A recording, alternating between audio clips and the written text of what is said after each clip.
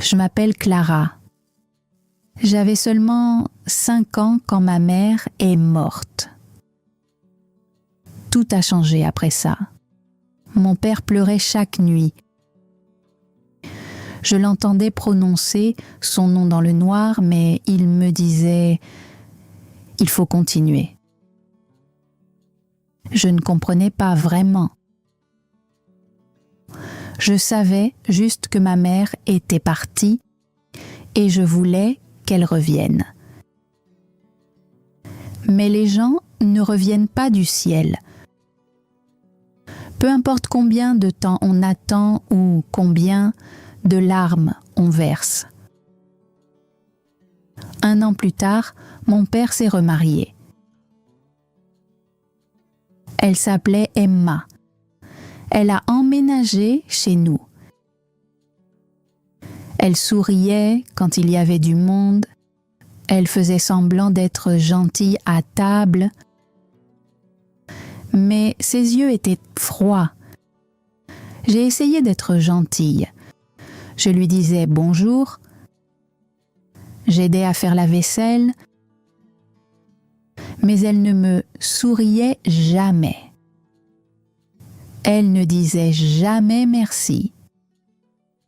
Elle me regardait comme si je ne comptais pas, comme si j'étais juste dans son chemin. Au début, je pensais que j'avais fait quelque chose de mal. Peut-être que je parlais trop. Peut-être que j'étais agaçante. Mais avec le temps, rien ne s'est amélioré. Sa voix était toujours dure. Ses câlins ne semblaient pas vrais. Elle ne m'a jamais frappée, mais ses mots étaient méchants. Son silence pesait lourd. Ses yeux me faisaient me sentir toute petite. Mon père travaillait beaucoup. Il ne voyait pas ce qui se passait quand il n'était pas là. Emma me faisait nettoyer la maison, balayer le sol et laver les vitres avant d'avoir le droit de manger. Si je laissais une tache, elle criait. Elle disait que j'étais paresseuse, que je n'étais pas assez bien. Elle donnait de bons plats et des jouets neufs à son fils. Moi, je n'avais que des vêtements usés. Je regardais depuis un coin en me sentant invisible, comme si je ne faisais plus partie de la famille. Un jour, j'ai fait un dessin pour l'école. Elle l'a regardé et l'a jeté à la poubelle. Elle a dit que c'était moche. Je suis montée dans ma chambre en courant et j'ai pleuré dans mon oreiller. Je souhaitais juste disparaître. Ma maman me manquait tellement. Je voulais qu'elle revienne et qu'elle me serre dans ses bras. Mais tout ce qu'il me restait, c'était des souvenirs et une photo cachée sous mon oreiller. À l'école, ma maîtresse m'a demandé si tout allait bien. Elle a dit que j'avais l'air fatiguée et triste. J'ai souri et j'ai dit que tout allait bien. Je ne voulais pas que quelqu'un ait des problèmes. Je ne voulais pas qu'il y ait encore plus d'histoires. Mais à l'intérieur, je me brisais un peu plus chaque jour. Et personne ne voyait les morceaux tomber. J'ai arrêté de parler à la maison. Je restais silencieuse et j'évitais d'être près d'elle. Même quand j'avais de bonnes notes à l'école, elle s'en fichait. Elle ne disait jamais « bravo », elle ne souriait jamais. Mais quand son fils faisait la même chose, elle applaudissait, l'embrassait sur la tête et lui achetait même un gâteau. C'était difficile de ne pas être jalouse. Je me demandais tout le temps pourquoi elle ne m'aimait pas, comme ça moi aussi. Je savais que je n'étais pas parfaite, mais je ne pensais pas mériter d'être traitée comme si je n'existais pas. Je voulais juste qu'on me traite comme une enfant. J'attendais toute la semaine de voir ma grand-mère. Elle était la seule à me serrer dans ses bras avec amour. Elle faisait des biscuits, racontait des histoires et me disait que j'étais intelligente, gentille et pleine de lumière. Je voulais vivre avec elle, mais mon père disait non. Il disait qu'Emma faisait de son mieux. Il ne voyait pas la vérité. Il ne savait pas que je pleurais seule après chaque longue journée à la maison. Le temps passait, les jours devenaient des mois, les choses empiraient. Emma ne me parlait presque plus. Et quand elle le faisait, ses mots étaient tranchants. Elle me reprochait tout. Si une tasse se cassait ou si le dîner était en retard, elle criait sur moi. J'ai appris à me taire. Je marchais lentement. Je baissais la tête pour rester en sécurité. Je comptais les heures jusqu'à l'heure du coucher. Je souhaitais pouvoir dormir pour toujours et tout oublier. Parfois, elle fermait la cuisine à clé. Elle disait que je mangeais trop, même si j'avais sauté le déjeuner. Je buvais de l'eau pour avoir l'estomac plein.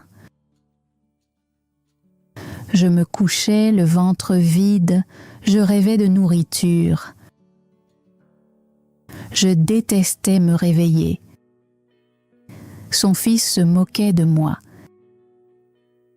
Il m'appelait par des noms, poussait mes livres et riait de moi.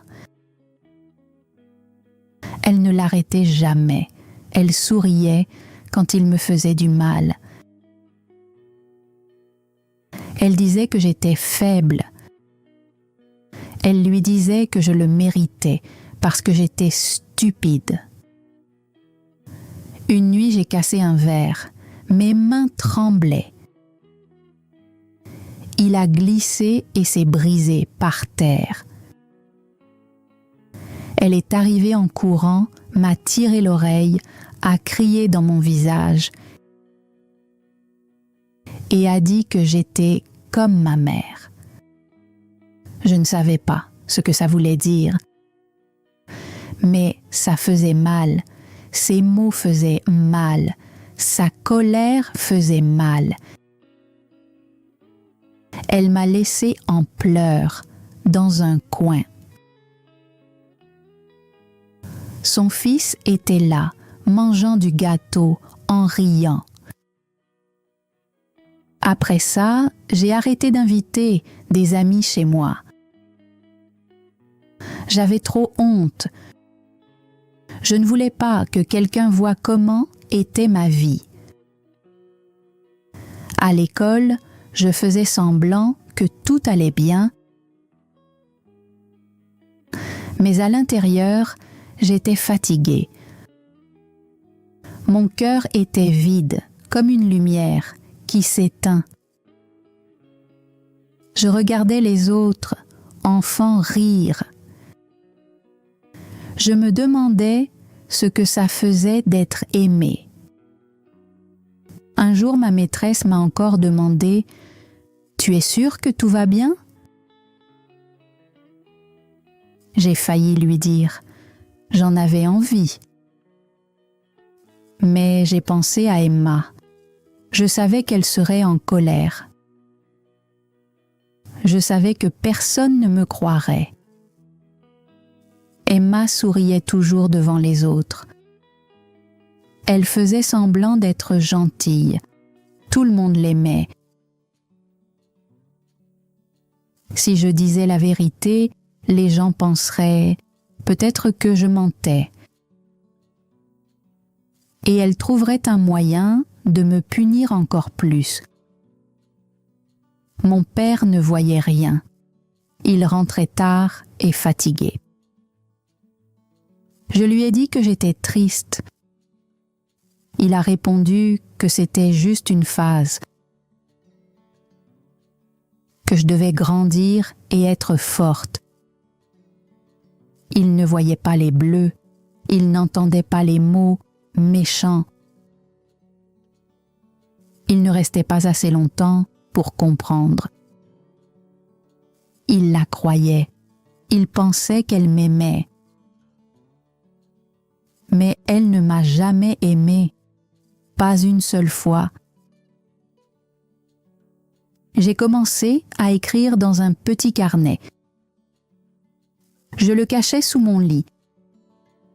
J'écrivais sur ma maman, ses câlins, sa voix et combien elle me manquait.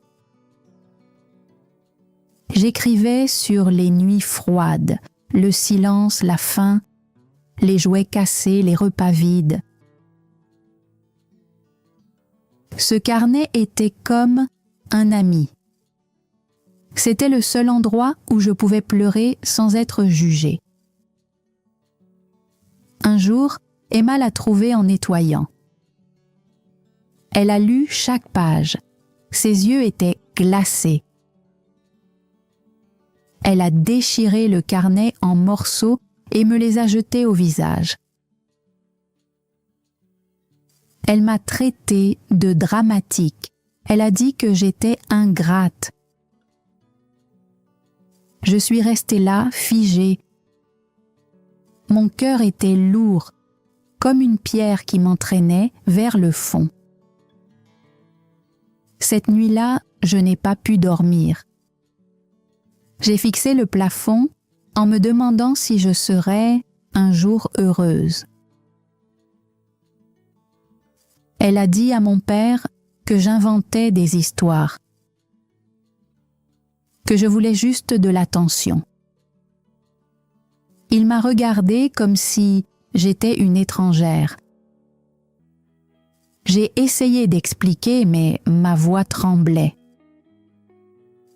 Emma a parlé plus fort, elle a menti et il l'a cru. Il m'a dit d'obéir, puis il est parti. J'étais à nouveau seule. C'est là que j'ai compris. Je n'avais personne. Aucune main à tenir, nulle part où courir. Aucun amour qui m'attendait à la maison. Je parlais encore moins. Au dîner, je restais silencieuse. Je gardais tous mes sentiments à l'intérieur. J'étais devenue une ombre dans cette maison. Je me déplaçais doucement. J'essayais de ne pas être remarquée. Je voulais juste la paix. Un mot gentil, une main chaleureuse, un vrai sourire.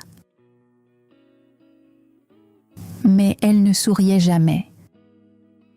Elle me lançait de longs regards froids qui me faisaient me sentir minuscule. Son fils était de pire en pire. Il jetait mes chaussures, cassait mes jouets.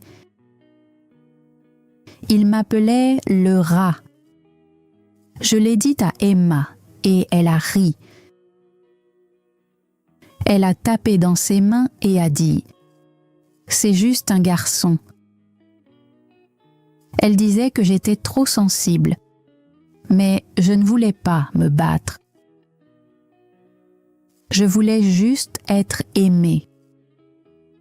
L'amour, pour moi, n'existait que dans les livres. Même les fêtes étaient tristes. Pas de cadeaux pour moi. Juste des corvées et des sourires faux pour les invités. Elle disait « Oh, gens que je n'aimais pas, les cadeaux ». Personne ne connaissait la vérité. La nuit, je pleurais dans mon oreiller, sans bruit. J'avais peur qu'elle m'entende. Je regardais les étoiles et je faisais un vœu. Qu'une d'elles m'emporte loin d'ici. Je grandissais, mais rien ne changeait. Son cœur restait froid, sa voix restait dure. Les matins étaient lourds, ses mots coupaient comme des couteaux. Ses regards me faisaient me sentir invisible. Son amour était faux. En public, elle faisait semblant d'être douce. Elle racontait des blagues et les gens lui faisaient confiance. À l'école, je restais silencieuse. J'avais peur de parler. Peur que les gens découvrent. Elle détestait quand je souriais. Détestait quand je chantais. Détestait quand j'avais l'air un peu heureuse. Elle disait que j'étais stupide, que j'allais rater l'école, que je deviendrais rien comme ma mère. Son fils répétait ces mots, il riait de moi. Il volait mes crayons, me donnait des coups de pied sous la table. Et elle regardait tout. J'essayais de l'ignorer, j'essayais de mieux travailler. Mais chaque jour, c'était pire. Un jour, il m'a poussée dans les escaliers. Je suis tombée et je me suis blessée au genou. Ils ont ri ensemble, comme si c'était drôle. Personne ne m'a aidée, même pas les professeurs. Parce que tout le monde pensait qu'elle était gentille. Ils ne voyaient que le masque qu'elle portait devant eux. J'ai commencé à rester à l'école après les cours. Je m'asseyais dans la bibliothèque, cachée entre les étagères. C'était calme là-bas. Le silence semblait sûr. Les livres étaient comme des amis. Je pouvais respirer, je pouvais penser. Je lisais des histoires sur d'autres vies, sur des enfants courageux, sur des gens qui s'enfuyaient et devenaient forts. J'ai commencé à rêver. Je rêvais de partir, d'être libre, de me réveiller sans peur, sans douleur. Un jour, une fille m'a vue. Elle s'appelait Grâce. Elle avait des yeux doux et une voix calme. Elle s'est assise à côté de moi sans poser de questions. Elle n'a pas beaucoup parlé. Elle a juste partagé son sandwich et m'a souri gentiment. J'ai failli pleurer à ce moment-là, mais je ne l'ai pas fait. J'ai juste dit merci. Pour la première fois, je me suis sentie vue. Le lendemain, on s'est revus. On a parlé un peu plus, on a ri de petites choses, on a partagé, un silence qui était calme, pas lourd. Je lui ai dit quelques petites choses, pas tout, juste assez pour me sentir un peu plus légère. Elle ne m'a jamais jugée. Elle n'a jamais insisté. Elle écoutait simplement et restait gentille, sans avoir besoin de raison. J'attendais ces moments à l'école. Ces petites discussions avec elle étaient la seule chaleur de ma semaine. Chez moi, rien n'avait changé. C'était toujours froid, toujours dur. Mais maintenant, j'avais Grace. Et ça me donnait un petit espoir pour continuer. Un après-midi pluvieux, je suis encore restée tard. Le ciel était sombre. La pluie tombait fort. Je suis rentrée seule. En arrivant, Emma était là. Ses yeux étaient durs, ses bras croisés. Elle a crié sur moi. Elle a dit que j'étais en retard, que je cachais quelque chose, que je ne servais à rien. Puis, elle m'a giflé. Fort, pas qu'une seule fois. J'ai senti quelque chose se briser en moi, doucement comme une petite fissure au fond de ma poitrine. Mais cette fois, je n'ai pas pleuré. Je suis restée immobile. Je l'ai regardée et je me suis demandé, est-ce qu'elle se sent coupable parfois? Mais non, elle ne se sentait pas coupable. Elle est partie, comme si elle avait gagné. Comme si me faire mal la rendait plus forte. Cette nuit-là, je n'ai pas dormi. J'ai repris mon carnet et j'ai écrit à nouveau. J'ai écrit sur le fait de partir, de commencer une nouvelle vie. J'ai fait un plan dans ma tête, un petit rêve. M'enfuir un jour et ne jamais revenir. Les semaines passaient lentement. L'école était devenue mon refuge et Grace était devenue une véritable amie. Elle me disait que j'étais intelligente. Elle disait que j'étais forte. Elle disait qu'il y avait quelque chose de bon en moi. Ces mots sont restés dans mon cœur. Ils me donnaient de la force. Ils m'aidaient à affronter chaque nouveau jour. J'ai commencé à la croire. J'ai commencé à croire en moi. Je me suis dit que peut-être je pourrais avoir une vie meilleure. Que peut-être je méritais d'être aimée. J'ai même commencé à sourire un peu plus. Mais Emma l'a remarqué. Elle a vu le changement, elle a vu mon sourire. Et elle l'a détesté. Ses yeux brûlaient de colère. Elle a commencé à poser plus de questions, à fouiller dans mes affaires, à me suivre après l'école un jour. Elle m'a vu parler avec Grace. Quand je suis rentrée, Emma était à la porte, silencieuse et glaciale. Elle a attrapé mon téléphone et l'a brisé devant moi.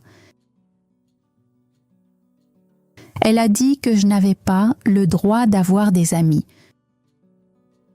que je ne les méritais pas. Je l'ai suppliée d'arrêter. Je lui ai dit que Grace était gentille, que je n'avais rien fait de mal. Mais elle a juste ri. Puis, elle a raconté des mensonges à mon père. Elle a dit que je rentrais tard, que j'étais insolente, que je ne la respectais pas. Mon père ne m'a pas demandé ce qu'il s'était passé. Il ne m'a même pas regardé. Il a juste hoché la tête et dit que je devais écouter Emma et arrêter de faire des histoires. Puis il est parti. Je me suis sentie petite, à nouveau. Comme si je disparaissais, comme si ma voix ne comptait plus du tout. Mais je voyais encore Grace à l'école. Je lisais encore des livres. J'écrivais toujours chaque nuit, cachant mon carnet sous le lit. Il s'épaississait à chaque page. Il contenait mes rêves, ma douleur, et tout ce que je ne pouvais pas dire à voix haute. C'était mon endroit secret. Un endroit où je croyais encore que quelque chose de bon pouvait arriver. Un jour, l'école a annoncé un concours d'écriture. Le thème était espoir et courage. Grace m'a dit de participer. Elle m'a dit « Ton histoire compte ». Elle a dit « Quelqu'un, quelque part, a besoin de l'entendre ». Au début, je voulais dire non. Mais ensuite, j'ai pensé « Peut-être que si quelqu'un la lisait, il comprendrait ». Alors j'ai repris mon histoire, je l'ai écrite proprement et je l'ai remise avec les mains qui tremblaient. Les semaines ont passé, puis les résultats sont arrivés. Ils ont appelé mon nom devant tout le monde. J'avais gagné. La salle a applaudi. Grace avait les larmes aux yeux. Ma professeure m'a prise dans ses bras. Elle a dit que j'avais un vrai talent. Elle a dit que mes mots avaient du pouvoir. J'étais sur scène et je regardais tout le monde. Pour la première fois, je me sentais vue. Cette nuit-là, je n'ai pas dormi. Je pensais à tout. Emma n'a pas dit un mot. Elle avait l'air furieuse, comme si ma victoire l'avait blessée. Puis elle a brisé mon trophée, l'a jeté à la poubelle. Elle m'a dit que j'étais rien, que je ne méritais rien. Je n'ai pas pleuré. J'ai ramassé les morceaux, je les ai nettoyés et j'ai souri un peu à l'intérieur. Grace l'a dit à ses parents. Ils ont dit qu'ils étaient fiers. Ils m'ont invité chez eux. Ils étaient gentils. J'ai vu ce qu'était une vraie famille. Une maison avec des câlins, une table avec des sourires, un endroit avec de l'amour et du calme. Sa mère m'a préparé à manger. Son père m'a donné des livres. Ils m'ont posé des questions sur l'école, sur mes rêves. Je me suis sentie en sécurité là-bas. Je me suis sentie bien. Comme si j'étais dans un beau rêve où la paix était réelle. Emma a vu le changement. Elle a remarqué que je souriais plus. sa colère est devenue encore plus forte. Elle m'a pris mes livres, elle a brûlé mes pages, elle a verrouillé ma porte et a crié pendant des heures. Mon père est resté silencieux. Il mangeait. Il ne me regardait plus. Je me sentais invisible. Comme si je ne comptais pas, comme si je n'existais même pas. Mais l'école m'a demandé de parler. Il voulait que je lise mon histoire devant les parents et les élèves. J'étais nerveuse, mes mains étaient froides. Mais Grace était à côté de moi. Elle a pris ma main. Quand je suis montée sur scène, j'ai vu de nombreux regards tournés vers moi. Certains étaient doux, d'autres curieux. J'ai lu mon histoire à voix haute, lentement. La salle est devenue silencieuse. Tout le monde écoutait. Mon histoire ne nommait personne. Elle parlait juste de douleur, de solitude et d'espoir retrouvé. J'ai dit, certains enfants se sentent invisibles, certains cachent leurs larmes. Et parfois, les mots font plus mal que tout. J'ai dit, une seule personne gentille, une seule, peut tout changer. Quand j'ai fini, les gens ont applaudi fort. Certains professeurs essuyaient leurs yeux. Ensuite, un homme est venu me voir. C'était un journaliste. Il a dit qu'il aimait mon histoire. Il m'a demandé s'il pouvait écrire un article à ce sujet. J'ai dit oui, mais je lui ai demandé de ne pas utiliser mon nom ni de mentionner Emma. Il a accepté.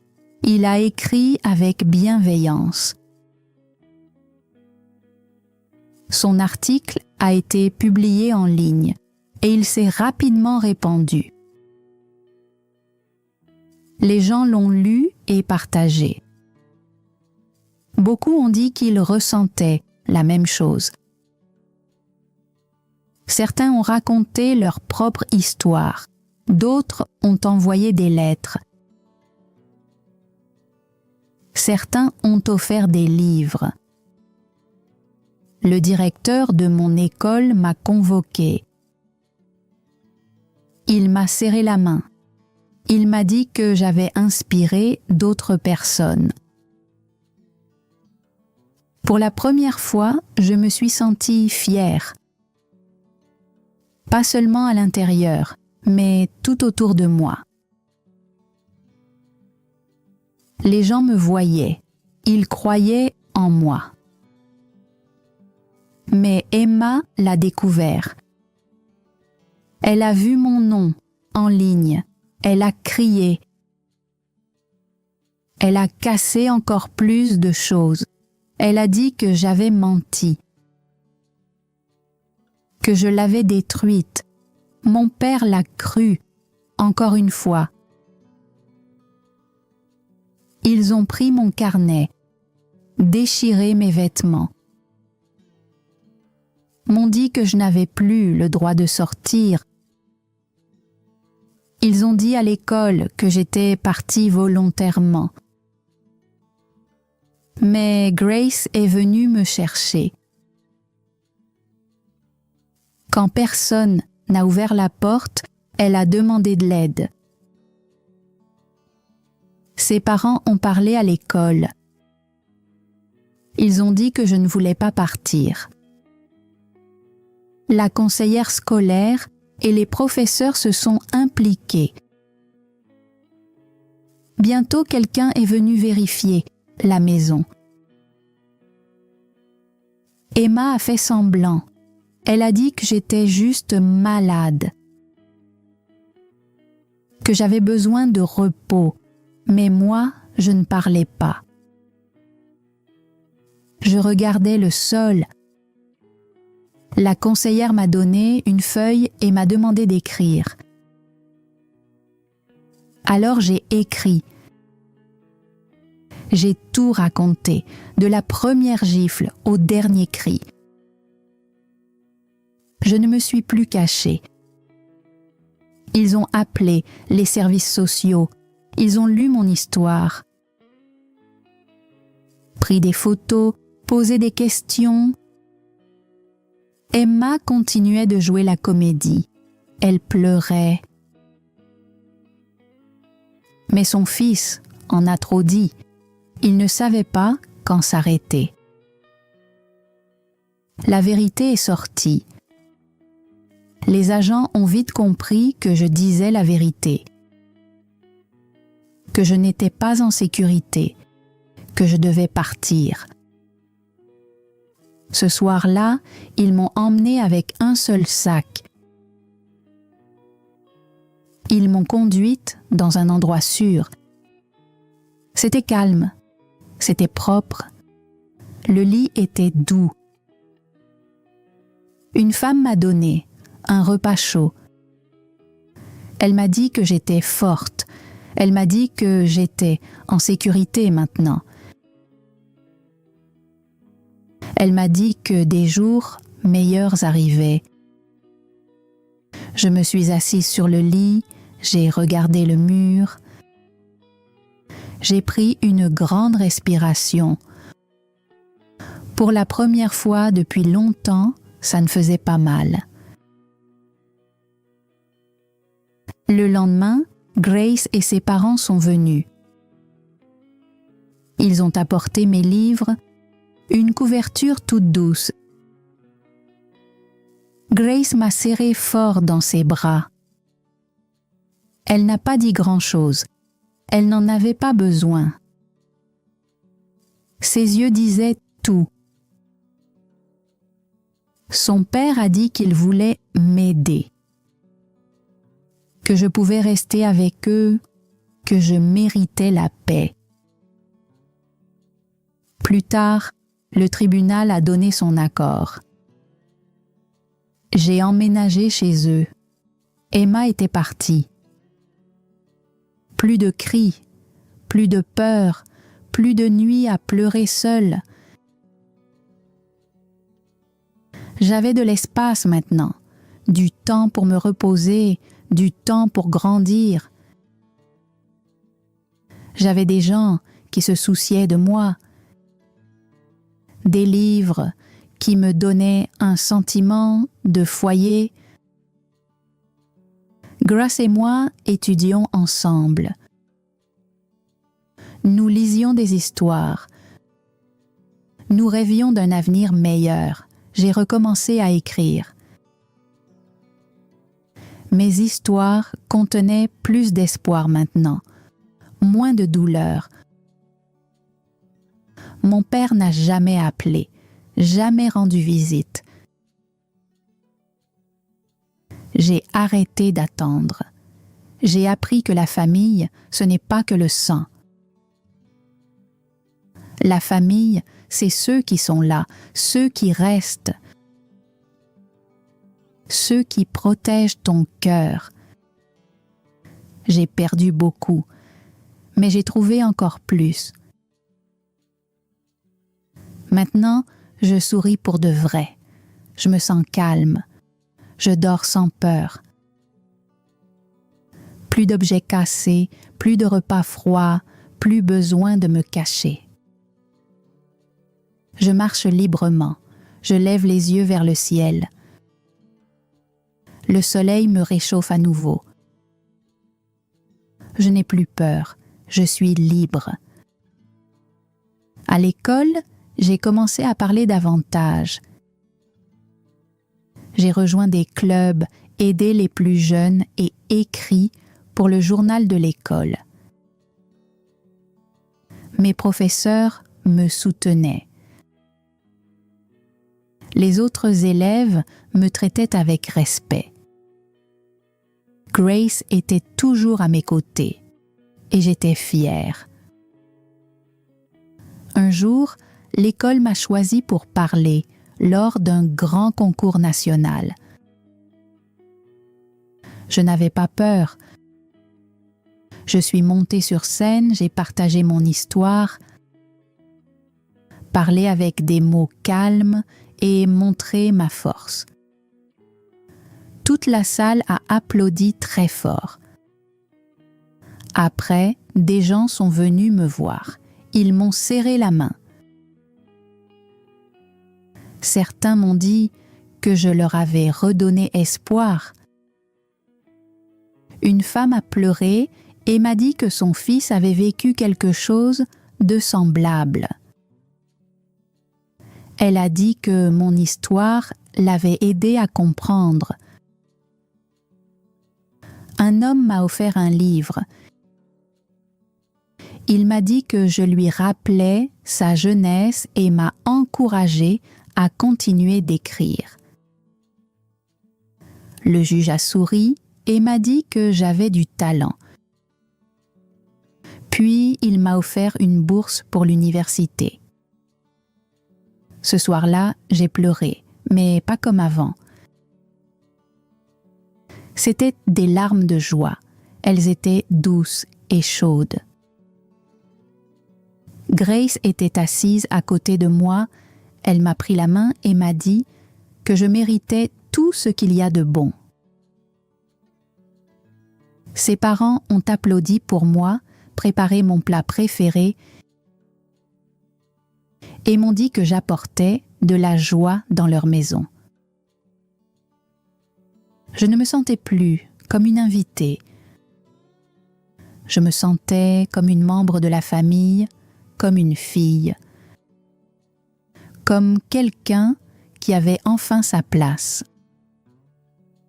Le temps a passé. Petit à petit, je suis devenue plus forte. J'écrivais chaque jour. Je partageais mon histoire avec d'autres. Je visitais des écoles, je parlais aux enfants et je les écoutais.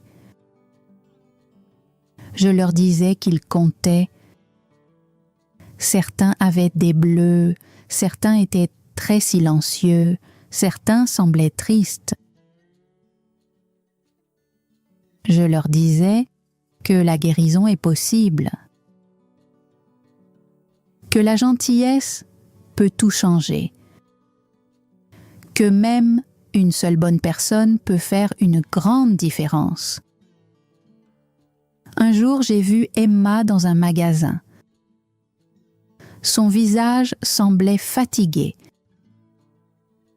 Ses yeux étaient froids. Elle est passée devant moi sans un mot. Je n'ai pas ressenti de haine.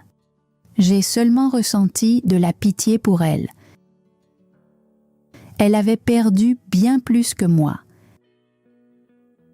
Elle avait perdu la confiance, l'amour et la chance d'évoluer. Dans mon cœur, je lui ai souhaité la paix. Puis, j'ai tourné les talons, la tête haute. Mon père n'est jamais revenu. Il n'a jamais appelé. Jamais envoyé de lettres. Et c'était d'accord. J'ai arrêté d'attendre. J'ai arrêté d'espérer. J'avais déjà de l'amour de la part de ceux qui avaient choisi de s'occuper de moi. J'ai compris que la famille, ce n'est pas seulement le sang.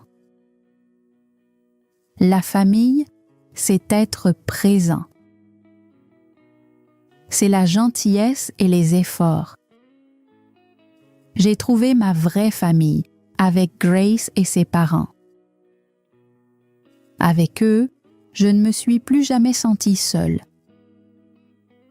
Aujourd'hui, j'écris des livres. Je donne des conférences. Je voyage dans de nouveaux endroits et je porte mon histoire avec fierté. Je partage la vérité, pas pour faire mal, mais pour aider les gens à voir la lumière même dans les moments difficiles.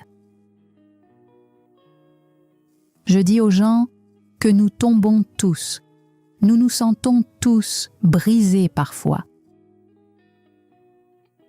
Mais nous pouvons nous relever, nous pouvons guérir si nous faisons l'effort. Je leur dis qu'un cœur doux peut être fort et que la gentillesse gagne toujours. Parfois, je m'assois seule et je repense aux jours difficiles. Le toit, la pluie froide, la faim, le silence. Mais aujourd'hui, je souris, pas par tristesse, mais par gratitude. Ces jours-là m'ont façonné. Je regarde dans le miroir et je vois quelqu'un que je respecte. Je vois une fille qui a survécu.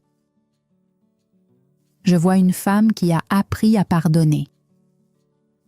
Le soir, je ferme les yeux et je dors en paix. Parce qu'au final, l'amour m'a trouvée et m'a sauvée.